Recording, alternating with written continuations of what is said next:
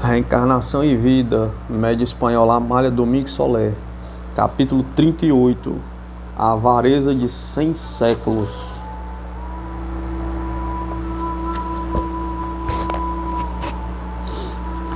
Por muito que estejamos acostumados a ver homens que chamam a atenção pelas excentricidades e esquisitices, sempre surpreende ver o infeliz, vítima de si mesmo, como dizem muito bem os espíritos. Ninguém tem que fazer o papel de verdugo para castigar as faltas de outro. Cada um é verdugo de si mesmo. Na eterna justiça de Deus, cada um recolhe a colheita de sua semeadura. Lendo os jornais, encontrei um artigo que, ao lê-lo, murmurei: que causa terá produzido esse efeito? Pergunta. A avareza de 100 séculos. Disse uma voz. O artigo dizia assim: um avarento. Na Rua da Pomba, número 22, foi encontrado dias atrás um caseiro com fome, moribundo. Levado ao hospital, faleceu. Esse homem vivia na maior miséria, dormindo numa enxerga feita com trapos e trapos a um canto da casa. Ontem, ao comparecer onde viveu o avarento, a autoridade encontrou debaixo da enxerga 31 mil pesetas em valores de banco. Pesetas é a moeda da Espanha na época. Sim, repetiu a voz de um espírito, a avareza de 100 séculos é a que deu a este infeliz o tormento que sofreu nessa existência. Teve todas as torturas que produz a fome, sendo dono de regular fortuna que lhe punha coberto de todas as necessidades materiais. Tinha o suficiente para não viver endividado, nem invejoso, mas não teve outro recurso que começar a saldar suas contas. Aqui está muito disposto esse pobre espírito que, afinal, se convenceu de que as riquezas da terra, com toda a sua corte de grandezas e faustos, não representam na eterna vida do espírito, nada mais que a sombra, o isolamento e a mais completa solidão. O homem que hoje morreu de fome foi durante 100 séculos o rei do ouro.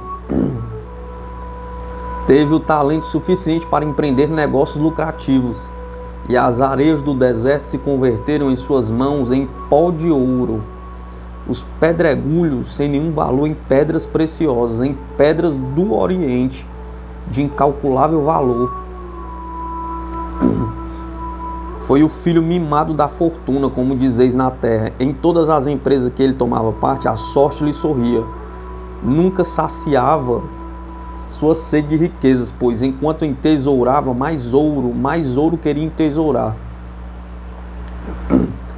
Mas o ouro em suas mãos se convertia em fecunda areia, porque nunca lhe serviram seus tesouros para consolar um desventurado.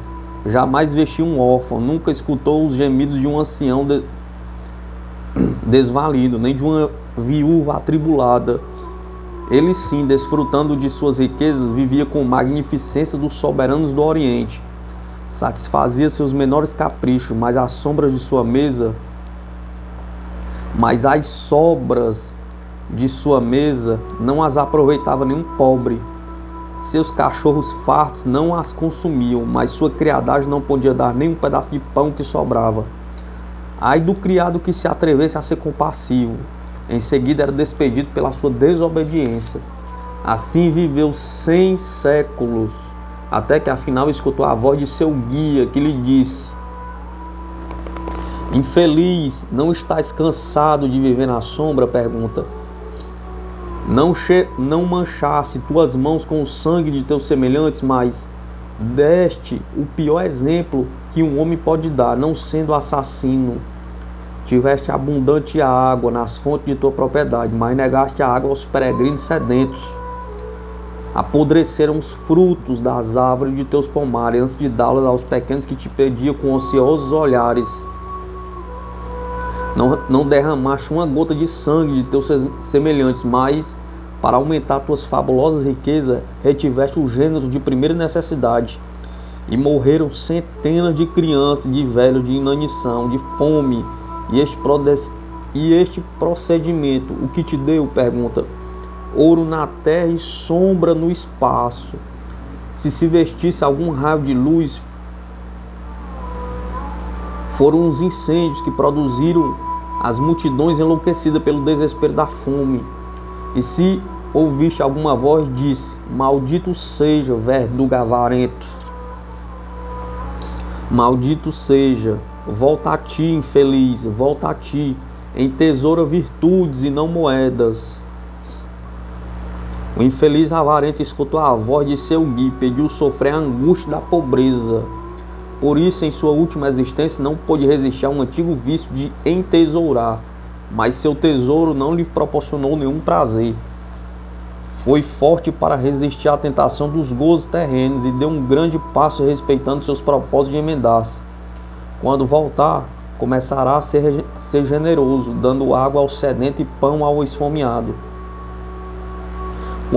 Quando vejas esses quadros de miséria, de sofrimento e contemples um montão de ouro oculto entre os sujos farrapos, não digas: que homem imbecil! Quanto pode a avareza e a estupidez? Não, inclina-te diante de um espírito que diz com um rasgo de energia: quero ver a luz, quero regenerar-me, quero dar o primeiro passo na senda do sacrifício. Não mais egoísmo, não mais exclusivismo, não mais miséria espiritual. Respeita esses pobres espíritos que dão o primeiro passo para engrandecer-se, porque dado o primeiro passo, outros se seguirão, avançando até chegar a ser um modelo de abnegação e generosidade a Deus. Muito me satisfaz a comunicação que obtive, porque é uma boa lição para não criticar, nem fazer juízos errôneos sobre as ações e o procedimento dos outros. Cada ser é um capítulo na história da vida, e cada um desenvolve seus sentimentos, suas aspirações e seus propósitos, na medida dos conhecimentos adquiridos em suas passadas encarnações. Não devemos julgar a conduta de ninguém, dizendo que nos parece um imbecil ou um sábio, porque como desconhecemos suas anteriores existências, não podemos fazer um juízo exato de seu modo de ser. Agradeço muito aos Espíritos as lições que me dão, pois por elas irei aprendendo a não julgar pelas aparências, que são a máscara que os homens afivelam no rosto, no grande baile de fantasia que se celebra durante o carnaval de nossa vida. Reencarnação em Vida, da médium espanhola Amália Domingos Soler.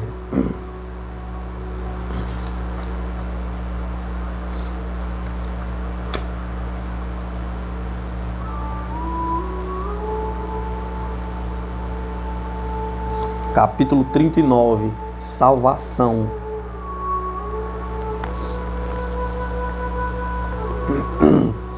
Estava pensando em minha amiga Clotilde quando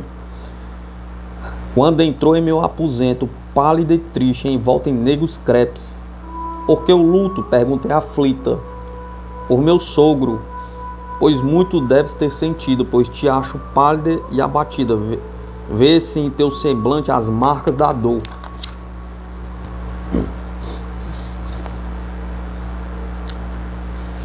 Efetivamente, imagina que estava em São Sebastião com meu esposo, muito tranquilo e muito contente, porque havia realizado um dos meus sonhos, que era desfrutar os encantos que tem aquela cidade de veraneio, quando recebemos um telegrama de meu cunhado dizendo que fôssemos imediatamente até Madrid, porque nosso pai estava agonizando. Sem nos determos para fazer as malas, subimos ao trem e chegamos para receber o último suspiro do venerável ancião que, rodeado de seus filhos e netos, morreu sorrindo como deve sorrir os justos. Era muito idoso? Pergunta. Tinha 99 anos. Pois uma morte assim é esperada e não há motivo para transtornar-se tanto, por mais que teu sogro tivesse fama de bom. E creio que era, mas acredito que minha dor não é produzida por sua morte, porque, como dizes, morrer de velho é uma lei, e ainda que sempre se sinta a ausência de um ser querido, ante o justo, há que baixar a cabeça e dizer: cumpra-se a vontade de Deus. Mas nesse caso, é que junto ao leito mortuário de meu sogro, conheci uma moça de 16 anos, que tinha todas as virtudes de uma santa, todos os encantos de mulher, e toda graça e travessura de uma menina. Guilhermina era filha única de um casal de classe média, que via o céu nos olhos de sua filha. E esta era tão expressiva, tão atrativa, tão carinhosa, tão amável, tão agradecida que fazia querer de todo mundo. Meu sogro a queria como se fosse algo seu. E Guilhermina acariciava e o mimava como se na realidade fosse seu avô. Posso dizer que vê-la e querê-la foi uma só coisa, e ela correspondeu a meu carinho com os seus cuidados, suas atenções, com seus desvelos. Guilhermina era como o sol, a luz de sua bondade irradiava a seu redor e dava calor e vida a todos que a rodeavam. Como me impressionei muito com a morte de meu pai, ela fez tudo quanto pôde para me consolar. Raciocinava tão bem, parecia uma velha cansada da vida. Eu me encontrava pequena ao seu lado e ao mesmo tempo tão contente que, como um menino procura o regaço de sua mãe, eu a buscava e a reclinava a cabeça em seu peito para me tranquilizar e bem dizer a vontade de Deus. Tinha o propósito de viver em Madrid e meu esposo pedi sua transferência à corte para não separar-me de Guilhermina, quando uma noite a formosa menina empalideceu e me disse: vem, que quero confiar-te um segredo. Não sei por que me assustei. Nos retiramos para o seu quarto e me diz: tenho que te pedir um grande favor. Qual? Que consolo meus pais, porque vão receber um golpe muito doloroso. Muito doloroso? Pergunto. Sim, dolorosíssimo. Vão perder-me. Que dizes? Que amanhã morrerei. Vi-me em sonho amortalhada, coberta de flores, e meus sonhos são avisos do céu. Deliras? Não, não deliro. Vou porque é preciso ir. Meus pais me deram mais seu carinho. Meus pais me adoram, mas seu carinho todo é para mim, e é necessário que ame a humanidade. Vim para lhe despertar o sentimento. Foram felizes com meu carinho, minhas carícias, mas sua felicidade os tornou avarentos, e para entesourar em meu favor um grande dote, negaram um pedaço de pão aos pobres. Falei em sonho com um velhinho que parece um santo, que dizia: desperta o sentimento de teus pais, diz-lhe que aproveite o tempo, que sejam gratos à providência, que lhe concedeu um anjo a seu lado, que façam boas obras em teu nome. E tudo isto dizia a meus pais, e minha mãe me dizia: deixa de bobagem, não te lembras que dizia Calderon, que os sonhos são. E à noite tornei a ver o velhinho e me disse, ao que se dá a luz e não quer vê-la, se deixa submerso nas trevas. Eu sou o sol de meus pais, e amanhã chegarei ao meu acaso. Pobrezinhos que só ficarão. E Guilhermina atirou-se em meus braços e chorou com o maior desconsolo. Não sei o que me ocorreu, mas também chorei, e creio gritei, porque vieram os pais dela muito alarmados. E ao ver sua filha chorando amargamente, creram que o mundo se afundava com eles. Que noite, Amália, que noite! Guilhermina, pálida, levantou-se e falou em tom profético, aconselhando seus pais se despertassem.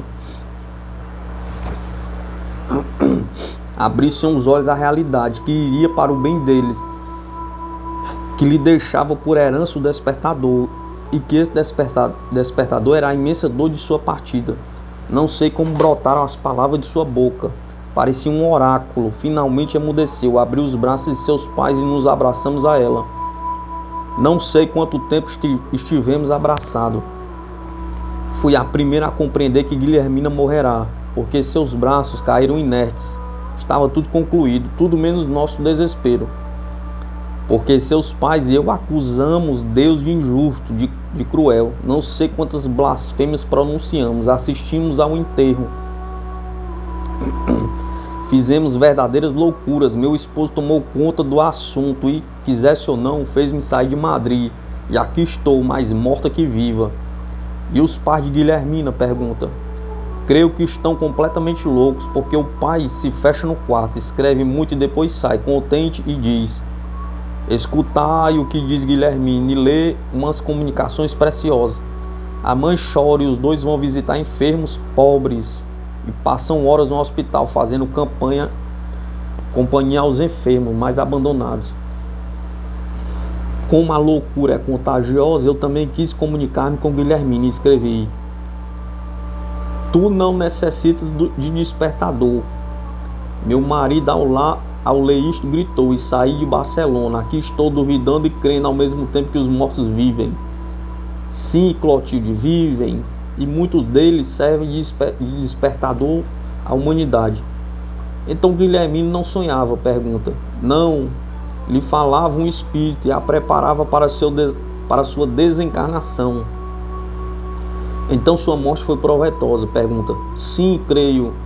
E com sua ausência os pais despertaram e entraram no caminho de sua regeneração. Deram-lhe flores para ver se sabiam aspirar seu delicado perfume. E vendo que não apreciavam o tesouro que tinham, deram-lhe espinhos. A dor foi o despertador desses espíritos letárgicos em seu egoísmo e em sua pequenez. Deus, nos encantos da natureza, dá a uns mais que a outros? Pergunta. Não, o sol brilha para todos. Pois assim tem que ser o amor dos espíritos, e quando não se sabe amar, o despertador só serve de mestre. E pela dor se chora e logo se ama. Amália Domingues Soler, Reencarnação e Vida, Médio Espanhola. A missão de Kardec. Assim como o sol da vida sobre a terra nasce, assim Kardec com suas obras os ensinamentos espalha das sublimes verdades, tão sublimes quanto grandes. Sol da inteligência, é justo que o chamemos, fonte de amor e consolo, quanto ensinam, quanto atraem seus livros, que em letras de ouro deverão sempre conservar-se. Espíritas, devemos com nossos feitos glorificá-lo, imitando suas virtudes e trabalhando anelantes, procurando que suas obras derramem seus ensinamentos. Louvou a Kardec, sua missão foi tão grande, que não há sábio em nosso tempo que iguale a sua grandeza. Reencarnação e Vida, da Médio Espanhola, Amália Domingues Soler.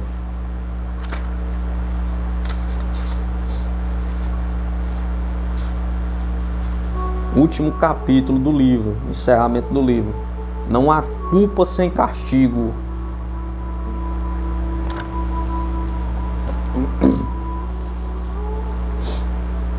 Os adágios, refrões e provérbios são um poema escrito pela experiência, formando um volume que os povos não se procuram encadernar. Por conseguinte, suas folhas soltas voam de cabanas aos palácios, já em regiões tropicais, já no Polo Norte, corrigidos e aumentados, mas conservando sempre seu tom satírico e outro sua razão profunda. Há um refrão que diz: justiça e não por minha casa. Palavras vulgares e simples, mas que são o compêndio de todos os sentimentos da humanidade. Quem poderá negar que nos alegramos quando a lei castiga um delinquente? Pergunta. E até a pena de morte, que é antirreligiosa, antissocial, anti-humana, encontra aceitação na maior parte da sociedade. E se diz muito alto, vendo passar a vítima, bem merecido está.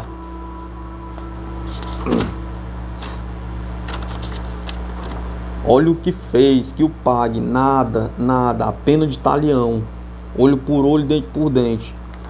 Certo que estes acérrimos partidários da justiça, quando chega a hora que se lhe pede contas de seus atos, gritam em busca de todos os subterfúgios imagináveis para fugir do castigo, porque vemos a palha no olho alheio e não nos estorva a trave no nosso. Muito se fala da consciência, dizem que sua voz ressoa continuamente em nossos ouvidos. Se isto é certo, temos que reconhecer na humanidade um direito a uma doença incurável. Pena que uma raça que serviu de modelo para fazer o Apolo de Belvedere e a Vênus de Médici esteja privada de escutar o canto do rouxinol e o doce arrulho das rolas. O homem tem ouvidos, mas não ouve.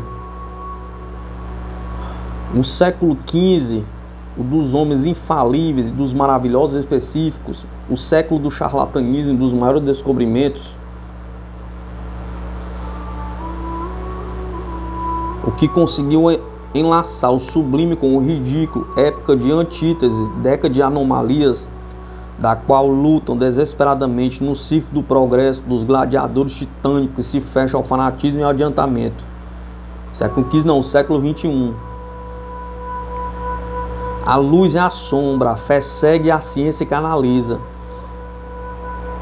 E neste século se encontrou o remédio para o tenaz surdez que sofre a humanidade. Encontrou-se a homeopatia da alma, que foi repelida e ridicularizada como a homeopatia que cura o corpo. Porque a necessidade do homem chega a tal extremo que nega tudo aquilo que lhe falha inteligência não pode compreender. Que sua falha inteligência não pode compreender. Disse o doutor Lopes de la Vega, e disse bem que a homeopatia é a regeneração física da humanidade, e digo que o espiritismo é a regeneração moral e intelectual do homem. Sim, porque o espiritismo nos faz ver e ouvir a viva força, e como não há pior surdo que aquele que não quer ver, ouvir, sustenta-se uma dura batalha entre a evidência dos fatos e as negativas maliciosas do obscurantismo. O espiritismo nos faz aceitar a justiça em nossa casa, em nosso organismo, em nosso modo de ser, em nossas condições especiais, em tudo, enfim. É a lei de igualdade posta em ação. O monarca pode ser mendigo e este imperador. Todos podem chegar à terra da promissão, o sábio, o idiota, o crente, o ateu. Descartes só encontra na natureza espaço e tempo. Este último é o tesouro da humanidade. O tempo é a mina inesgotável, cujos filões não se acabam nunca. É o vulcão em cuja cratera sempre encontra calor. Dizia um poeta árabe que o sonho era a riqueza do mortal. E eu digo que o tempo é a santa arca, onde sempre encontra refúgio o homem. Os materialistas são os deserdados da terra. Para eles a vida tem um limite, depois só fica um nada. Que tristes serão suas últimas horas, se desgraçadamente tiverem uma dessas enfermidades lentas e terríveis, em que sua matéria se foi desagregando por força das dores. Tem que dizer, como dizia Sorrilha, ante a tumba de Lara: triste presente por certo, se deixa a vida marca, abandonar um deserto e dar a despedida à feia prenda de um morto. Certamente que faz mal olhar um cadáver. Recordo que antes de ser espírita improvisei os seguintes versos, contemplando um militar no caixão. O ver um morto entristece, a matéria só espanta, sem a seiva sacrossanta com que Deus a fortalece. Quando a alma desaparece de nosso pobre organismo, contemplamos o abismo dessa vida transitória. Que um sonho sem memória que conduz ao ateísmo. Ao ateísmo, sim, e à desesperação mais profunda, que é a vida sem um amanhã? Pergunta. O esboço de um quadro, o prólogo de uma história, uma voz sem eco, uma flor sem aroma. Por outro lado, quando a esperança nos alenta, que ilimitados horizontes, que ilimitados horizontes se apresentam ante nossos olhos, a morte do que espera, a morte do justo, como dizem os católicos, doce e tranquila. O verdadeiro espiritista que sofreu com resignação as penalidades da vida, morre com satisfação de haver pago uma dívida. E o que paga descansa, diz o adágio. E é uma grande verdade. Nos últimos meses do ano 74, vi uma prova disto na morte de uma mulher, cujo último ano de sua vida na terra foi uma agonia prolongada. Parece que ainda a vejo. Era uma mulher de estatura mediana, de uns 10 lustros de idade, e humilde e simpática aparência, por expressivo olhar de afável trato. Espírita de coração, assistia um religioso silencioso assistia com religioso silêncio às sessões medianímicas que se efetuavam na sua casa. Uma noite notei sua fala, perguntei por ela. Uma noite notei sua falta. Perguntei por ela e me disse sua família que estava enferma, com um tumor que a fazia sofrer. Propus que suspendêssemos a sessão porque o murmúrio de nossas vozes a molestava. Ah não, senhora, disseram-me. Ela nos pediu que continuássemos nossas tarefas, porque enquanto duraram estas, são os únicos momentos que se sente melhor. Seguimos nos reunindo e a enferma piorando, sofrendo com valor assombroso os curativos. Uma fístula ulcerosa devorava sua matéria e nenhuma queixa, nem um suspiro brotava de seus lábios. Os meses transcorriam e a pobre Marte, que pertencia a uma família de classe média, atravessava uma crise suprema em que o ar lhe faltava para respirar. Pediu que a levassem a um hospital, tiveram que acender a seus desejos e em benéfico hospital seguiu morrendo lentamente. O dia em que deixou a terra, despediu-se tranquilamente de uma sua irmã, dizendo-lhe: vai-te, vou dormir um sono muito bonito foi, porque sua matéria terminou de desagregar-se. Sua família, que havia contemplado com mudo assombro a profunda dor, o prolongado martírio de uma mulher cuja vida havia sido um modelo de mansidão e de virtude. Perguntava-se que haveria feito ontem para sofrer tanto hoje, ficando convertida a um esqueleto de olhos fundos de maçãs salientes, pele escura, mãos cadavéricas e voz embargada. Pergunta: querendo sair de dúvidas, evocaram aos espíritos protetores e a sua irmã, para ver se esta havia saído de sua perturbação, recebendo com emoção profunda a seguinte comunicação por meio de formosa jovem, que em estado sonambúlico assim disse: muito me alegro que vos reunistes, irmãos meus, para comunicar-me convosco e dizer, ainda que ligeiramente, as causas que motivaram minha dura prova durante minha última existência nesse planeta. Escutai-me, principalmente tu, minha irmã, que tanto sofrias com minha enfermidade, e tanto sentiste minha morte. Em minha anterior encarnação fui homem, era médico e tinha a meu cargo um hospital em...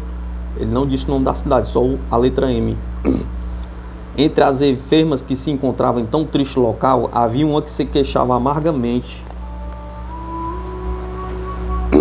porque eu não a tratava como as outras. E efetivamente aquela infeliz criatura, sem saber porquê, me inspirava uma aversão profunda que eu não sabia explicar, mas que realmente existia. Tanto descuidei-a que, valente-se de uma das enfermeiras, ela deu parte ao diretor de meu mal proceder. Então este, certificando-se por si mesmo da gravidade do caso, me destituiu de meu emprego, ouvindo a enferma que por meu descuido logo faleceria. Roguei e supliquei, prometi emendar-me, empregar toda a minha ciência para remediar o dano que havia causado. Finalmente o diretor me admitiu novamente, mas eu, longe de cumprir o que havia dito e crendo que a mulher era a causa de minha ruína, aumentei minha aversão até converter-se em ódio sangrento. Quando morreu, fiquei contente por ter deixado de existir. Despediram-me novamente. A lembrança daquela infeliz começou a atormentar-me, a causar remorso, porque minha consciência gritava constantemente: assassino, novo Caim, que fizeste de teu irmão? Quando tornei a encarnar, pedi e sofrer quanto havia feito sofrer aquele pobre ser. Tive sua mesma doença e morri como ela no hospital, mas suportei com resignação, e ao despertar de meu último sono, não posso expressar minha alegria ao ver-me livre de minha pobre raquítica envoltura. Adeus, meus irmãos, continuarei comunicando-me. Depois de ouvir o relato anterior, se é possível que a dor se acalme nos primeiros momentos, acalmaram-se aqueles seres que recordavam com desconsolos e o longo tormento de um ser tão querido para eles. A melancolia estendeu seu manto, e a sombra vem passar os dias desejando que se comunique novamente aquela que tanto os amou na terra. Poderá haver algo mais consolador que o Espiritismo? Responderão as outras religiões ao gemido da alma, com tanta precisão e tanta justiça? Pergunta. Nenhuma, até agora nenhuma. Umas com seu Deus implacável, outras com o pecado hereditário, esta com sua redenção na graça, aquelas com seus minutos de arrependimento, todas com bases falsas, com argumentos escuros, com mistérios indecifráveis, com não sei que de negro e confuso, que a razão repele e que só desperta dúvidas que concluem por gelar o coração. Dizia Voltaire que se não houvesse Deus, seria necessário criá-lo. Por minha vez digo, não fosse um fato a revelação de além-túmulo, e teríamos que magnetizar nosso pensamento e pedir a fantasia que nos fizesse esperar e crer. Existirá algo mais importante e que mais eleve o homem que a íntima convicção de que todos somos iguais? Pergunta.